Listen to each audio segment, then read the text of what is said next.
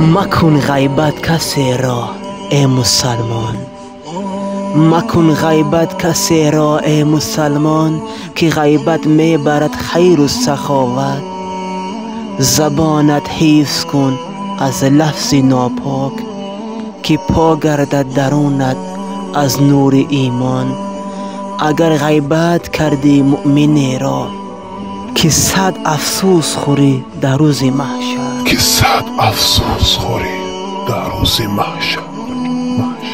ها از آن ساعت که عزرائیل قصد جان کند، لشکر ابلیس آید غارت ایمان کند. یا الله در روز محشر جز سایه عرش تو سایه نیست، ما را در روز محشر در سایه عرش خود جا کن.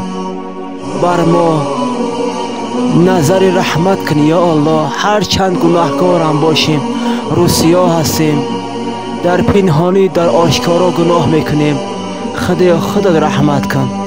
با امید رحمت خودت یا الله.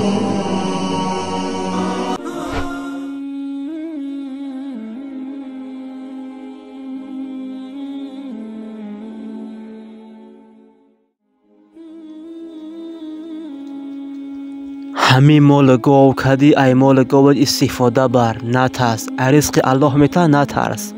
همین مال گاو به همین روزوه که در همین تنگی روزگار زندگی دست میگیره آخی. پیش هر کس و نوکس محتاج نمیشه، سرخم نمیکنی. من دیگر نمیدونم این مالا با کیا میکنه. هر روز همین دارو بخور، مکه که پارو بیار، این طریق و طریق همین 65 تا بالا میخیزه.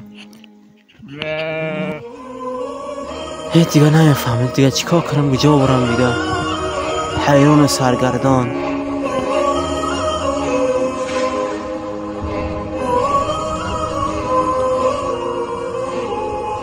این نهش باشه میگم ما کرچه بده خدا کرچه، ما خیلی نمیخوایم کرچه. هر باش مارم برای دفشم اینجا بیتر بیزو.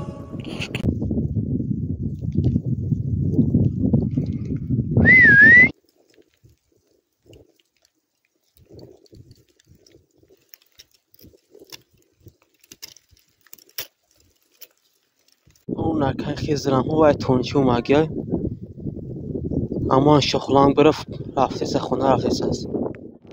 بارون قریب 50% باز 100 میشم و دم حدیرم. این حالا بی دم ادگیر ابی شخلام